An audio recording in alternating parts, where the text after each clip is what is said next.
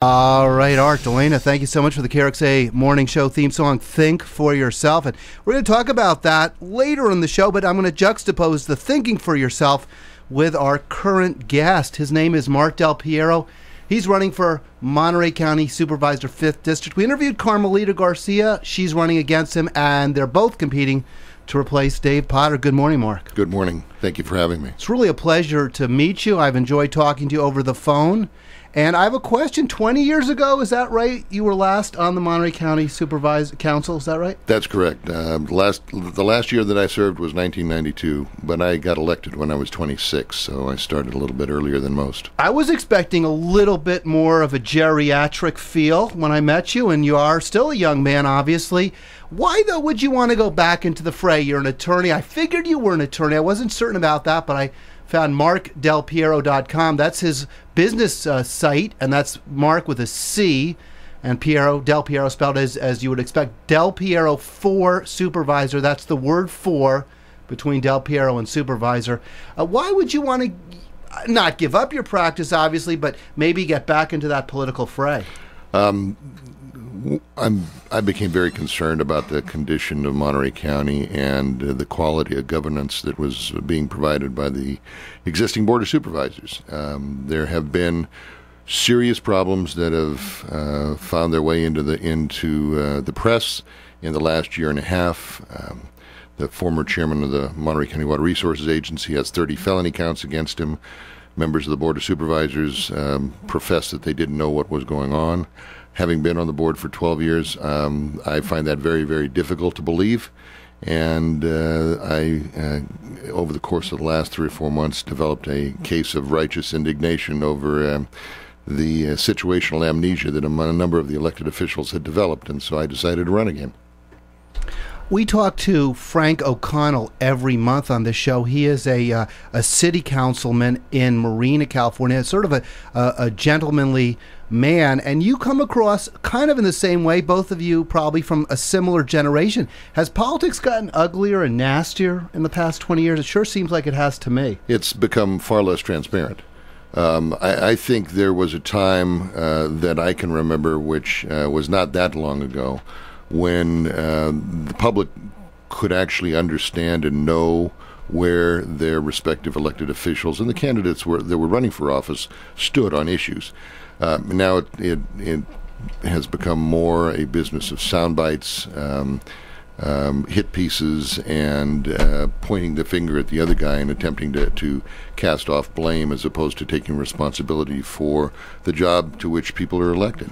Being a county supervisor's work, showing up at 8 in the morning, going home when either your last constituent is done or the lights get turned out in the building, and it's not a job that is supposed to engender a whole lot of excitement. It's a job that requires work and taking care of your constituents.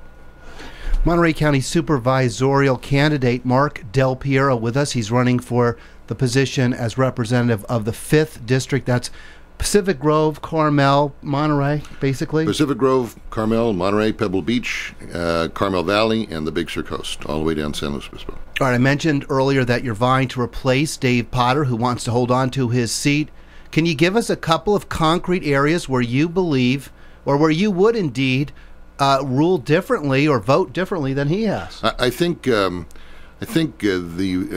are two huge issues that the constituency in the 5th District have continually expressed their concerns about: traffic on Carmel Valley Road and Highway 68 and the failure over the course of the last decade and a half to address those traffic problems, even at the same time that the Board of Supervisors continues to approve new development projects on those roadways without any attendant improvements on those roads, have caused existing constituents to have to suffer. The quality of life of people who live on Highway 68 and on Carmel Valley Road has declined. That's not the responsibility of anyone other than the Board of Supervisors, and that's the big concern I've got is the way that land use development issues have been handled. Secondly, and perhaps even more importantly, is the issue of the disaster that is now referred to as the regional desalination plant. Having 30 felony counts filed against an individual who was ostensibly in charge of the program for the county, having the Board of Supervisors and the County Council refuse to release all of the documents related to those issues on the premise that they have some kind of attorney-client privilege or executive authority that they can invoke is, to my mind, pretty sad. It's a water system. These are not state secrets about Iraq or Afghanistan. It's a water system in Monterey County. And the failure to produce documents, the failure to be full, to provide full disclosure to the people who are paying the bills, seems to me to be less than the quality of government that we all deserve. Marc Del Piero telling us the two areas he would defer with from the current supervisor in District 5 are development, especially he mentioned Carmel Valley Road, which I guess your view is it's getting overdeveloped because of the traffic, and there's no plans, as far as we know at least, to expand or widen the roadway. Do you think at this point perhaps that area is coming up against the limits of growth, and you would be positioned? I know no one wants to say it. I mean, no politician, no elected official wants to say we have to make trade-offs between the environment and growth and development and building, but everyone always says I'm for both. But are you in a position where you could say, you know what, our peninsula is unique, it's uniquely beautiful, it has unique resources, and we have to say maybe no more homes, no more houses, at least in this region? The situation that presents itself in Carmel Valley is you have a huge number of undeveloped lots. And you already have a highway or a road, Carmel Valley Road, that's running at what's known as an F level of service many hours during the day. That is the lowest level of service that is allowed under the standard uniform traffic measurement regulations. It is impossible to continue to talk about maintaining a quality of life and maintaining those qualities that people have recognized as desirable when you continue to take actions that result in a diminishment of that quality of life and the diminishment of those features of that community that everyone has recognized as our paramount. All right, let's take a quick phone call. And who do we have calling in? This is Fred. Hey, Fred, you got a question, comment, concern for candidate Del Piero? I have a comment, yes. Mr. Del Piero, I live in the 5th District in a little strip of county right next to the city of Monterey. And I have not had a supervisor ever since day one Dave Potter came into office. We had a situation back a few years ago, well, for the last 30 years, cars crashing on our street. They're coming around these corners, and these kids are trying to kill themselves. They're totaling their cars. And we formed up a group on our street to go to Mr. Potter's office, and he held 3 meetings. This first one really didn't amount to anything. The second one, he came over to me and said, well, you know what, maybe you should get annexed to Monterey. Well, that's a great answer. The third one, he didn't even come to. Well, anyway, a little time goes by, and the little girl, 16, crashes into my fence. They're crashing all the time in our fences and yards and stuff. She was airlifted, she was 16, airlifted up to the trauma center. And Mr. Potter couldn't find anything to help us with, so I contacted Jerry Smith, the 4th District Supervisor. He sent out his engineers, and they put in 2 speed humps. And for years now, we have not had one accident. But I found out when they were putting in the speed humps here that Mr. Potter put one behind Carmel High School for those people up there a year in prior. So like I said, I have not had any representation from Mr. Potter at all. All right, Fred, thanks very much for that call. Appreciate I'll be at that meeting tonight. Oh, that's right, because you're going to be in Pacific Grove now tonight with Mr. Potter and Ms. Garcia. That's correct. We have a League of Women Voters and Pacific Grove Chamber of Commerce candidates forum this evening. It begins at 6 o'clock, and the actual forum itself starts at 7. I'd encourage anyone who's interested in local government in the 5th Supervisorial District to come and attend and watch and see so that they can make an intelligent decision as to who they want to be their supervisor for the next 4 years. Somebody said, I was looking up this quote, we do quotes on this station sometimes, politics makes strange bedfellows, and I still don't know who it was, but it certainly seems to be the case with you. As I go to your main page there, the homepage, delpiero4supervisor.com, latest updates, young professional Republicans of the Central Coast endorsed Del Piero, Monterey County Green Party endorses Marc Del Piero unanimously. How did that happen? It's pretty cool, don't you think? My jaw dropped. I have to tell you, I felt pretty humble when I got those two endorsements. It was a situation where I was invited to be interviewed by both. The first endorsement that came out was the Green Party endorsement. The second one was the Young Professional Republicans in the Central Coast. They asked some pretty hard-hitting questions. They were interested, very interestingly, they were interested in someone who would be available. They were interested in someone who was going to return phone calls and who was willing to have meetings and have a meaningful discussion about the substantive issues that confront the 5th District. Neither group was particularly interested in forcing some kind of a commitment, but they were interested in a commitment from me to continue to have dialogue with both of them and to afford them the opportunity to talk to their supervisor in the event that I'm lucky enough to get elected.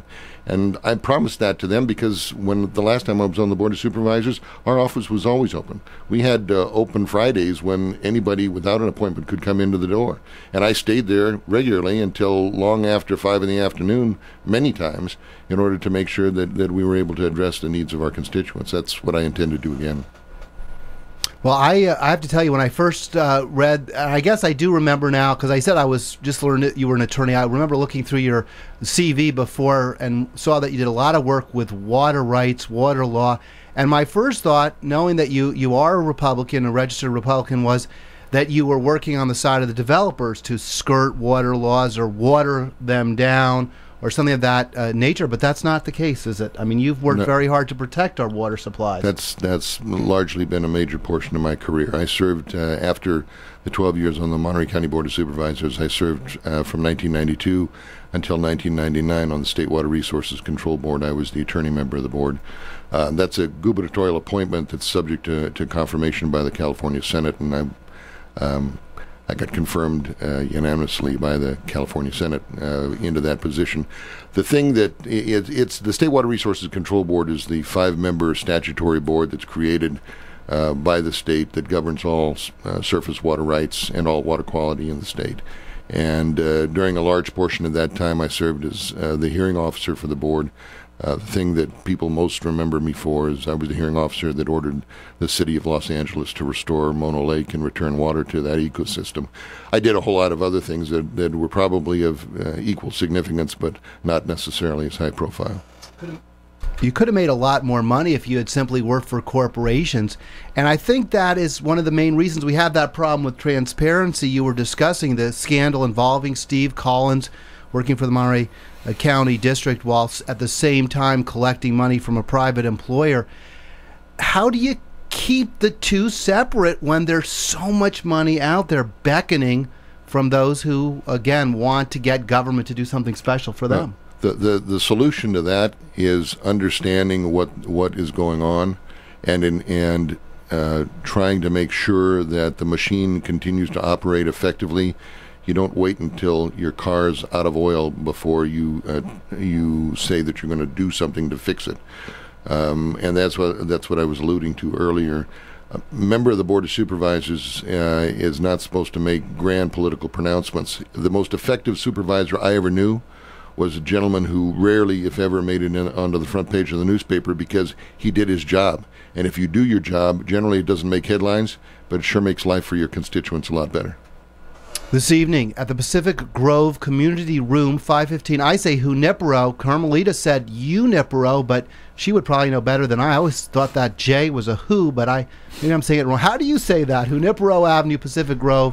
I don't want to get you in trouble here. There may be some controversy over the proper pronunciation of the name Junipero. I've always had trouble with that one, though. You know, she's the mayor, so I'll defer to the way that she pronounces it. I always thought it was Junipero, too. Yeah, Junipero Sarah. Is that what we always say? Junipero Sarah. I've always had trouble with that. I've heard people use the Y sound, though, Junipero. League of Women Voters are sponsoring the event along with the Pacific Grove. They're organizing it. PG Chamber of Commerce and the PG Residents Association tonight, 6 to 9. It says 6:30 to 8. I think you can get there at 6.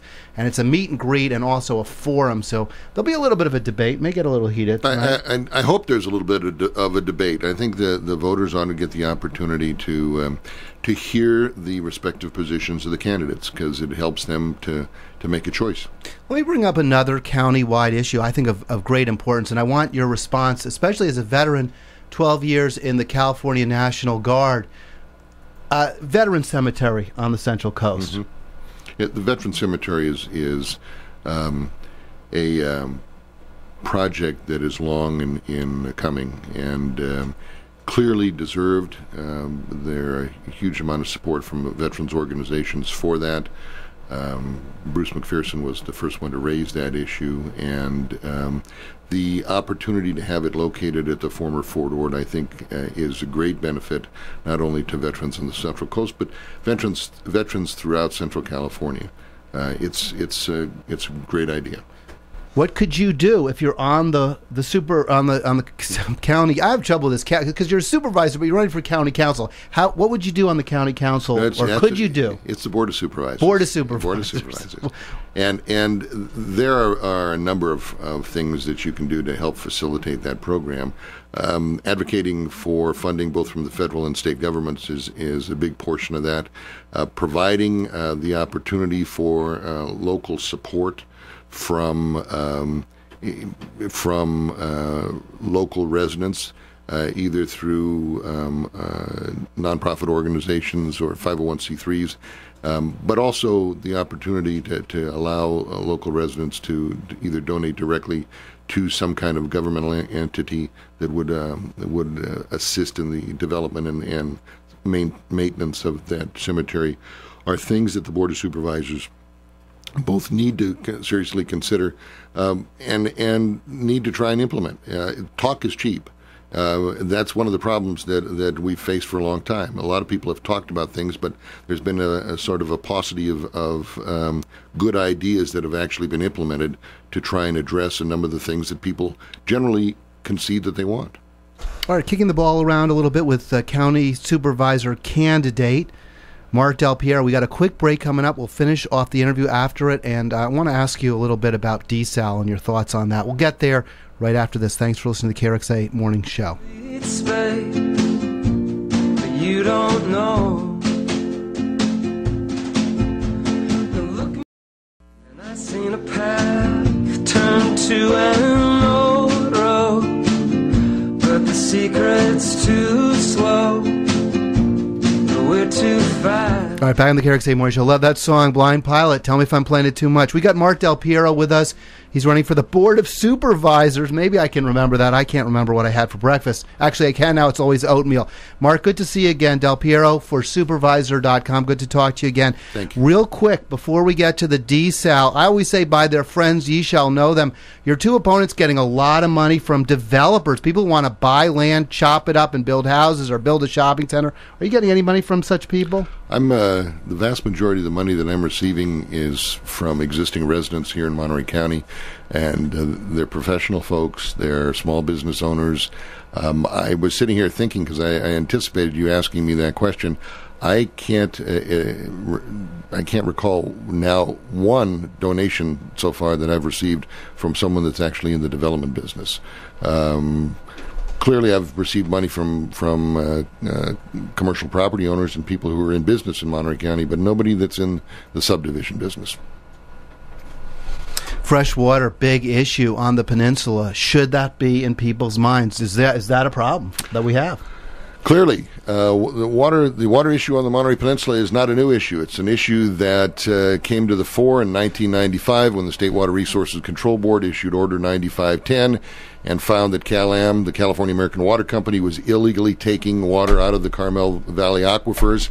They were taking over 10,000 acre-feet a year, to which they had no legal entitlement, and they were selling it for about $3,700 an acre-foot. You can do the math. 10,000 times $3,700 an acre-foot is a whole lot of money. And unfortunately, since 1995, the California American Water Company has not produced any resolution to that problem, nor have any of the local governmental officials or entities that exist here in Monterey County gone forward to produce a publicly owned desalination plant, or for that matter, any other major water project other than the Seaside Aquifer Recharge program that's been done by the Monterey Peninsula Water Management District. That's a sad situation. That demonstrates the real malaise that's sort of fallen over county government, and the absence of responsibility by both elected officials and CalAm to the constituency and the citizens who live here. To allow a situation like that to go on for the better part of 2 decades, it's really intolerable. And now, the intolerance of that situation is being perpetuated, where CalAm is now proposing to do a new desal plant that, according to their announcements here 2-3 days ago, that's what their plan is.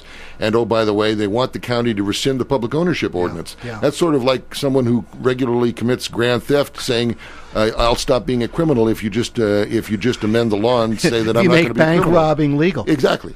Well, and let me get to that just a pointed question. Do you support publicly owned water in and on the peninsula and in the county, and do you support that public water company, if you want to call it that, building a desal plant? Well, I support a publicly owned desalination plant. I wrote the ordinance in 1988 that requires public ownership of a desalination plant in Monterey County. Everyone sort of made fun of us at the time, because, including California American Water Company's representatives, because they said, "Oh, no one's ever going to build a desalination plant to provide service in Monterey County." CalAm is a private company. I believe that a water system like this, particularly a source of water like this, needs to be publicly owned. The profit margin needs to be eliminated from this, because anyone who controls that water supply is going to control the future of the Monterey Peninsula, and for that matter, most of Monterey County, for the next century.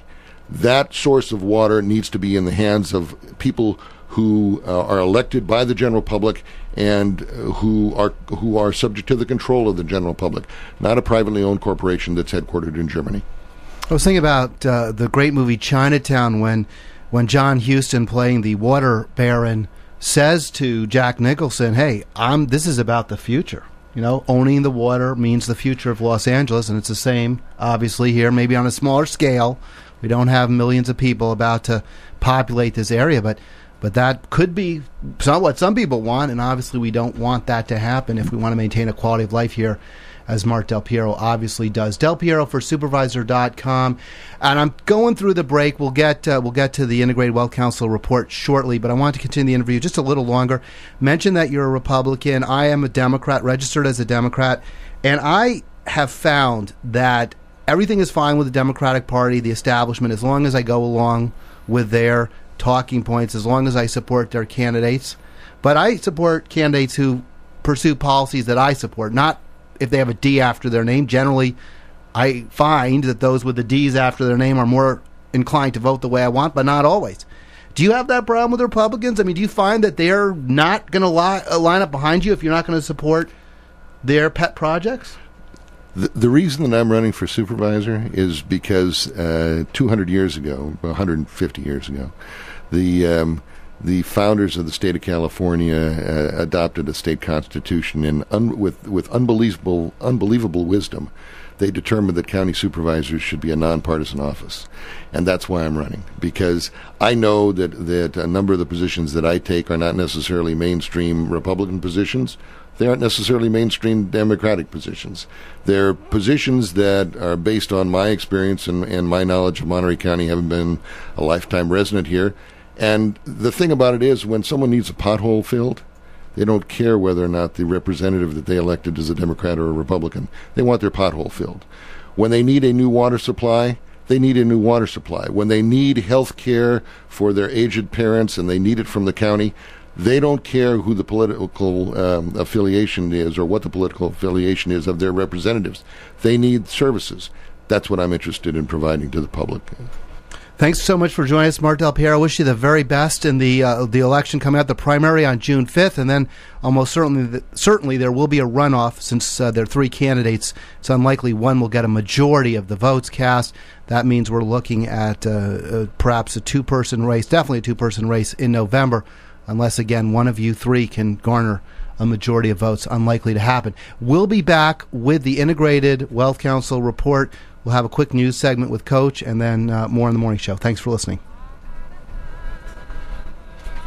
And a good Thursday morning to you. This 26th day of April. Coach Casey with Central Coast coverage that counts. State of California has rejected Watsonville's plan for spending almost $3 million in redevelopment funding. The city could lose that money for solar power projects, also a business park it had planned. Calling it the Rumble in the Rotunda, Watsonville Assemblyman Luis Alejo introduced a bill aimed at cleaning up abuses in the growing sport of MMA, mixed martial arts. Alejo wants to prevent fighters from being exploited, also create more fairness and equity for those who battle inside the steel cage. About 60 CSUMB students wearing hoodies, some with tape over their mouths, marched in silent protest Wednesday to honor the memory of Trayvon Martin. Students said they didn't want to disrupt classes, however, wanted to call attention to the injustices against blacks and other minorities.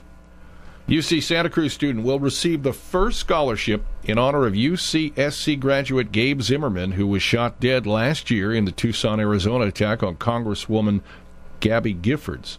Gabe was an aide to Giffords' 2002 grad. His mother will present the award tomorrow to a student in social services that plans a career in public service.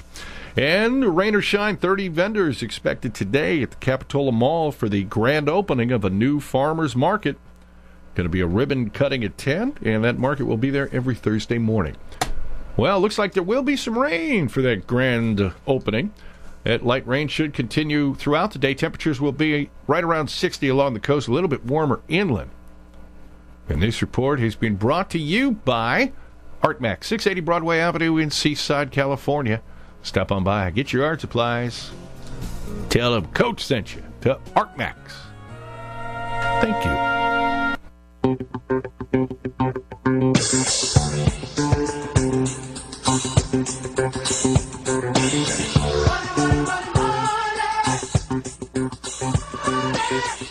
All right, back on the KRXA Morning Show. It's 8:36. Jeremy Curtis from Integrated Wealth Council. Thanks for holding a little longer than usual to join us this morning. No problem. Good to be with you this morning, Hal. Always a pleasure, and we want to thank Integrated Wealth Council for sponsoring the Integrated Wealth Council Morning Market Report. We talk about what's happening on Wall Street and the other indices as well. Go ahead, Jeremy. What's happening? Sure. This morning we've got a handful of economic reports that came out. Unemployment claims actually this week are a little bit higher than expected at about 388,000. Homes under contract that are pending closing rose over 4% from last month, which is a pretty lively sign for the real estate market. Manufacturing growth has slowed slightly in the Midwest, and an index of consumers' views on the economy has declined slightly from last week, but still remains near four-year highs. Looking at the major indices this morning, the Dow Jones Industrial Average is up about 52 points to 13,142. The S&P 500 index is up just fractionally this morning, as is the NASDAQ Composite, both of them up about 0.2% this morning. Looking at international indices, Asia is up about 0.2%. Europe is positive, but sort of treading water this morning, sort of breaking even. Latin America is down about 0.2%.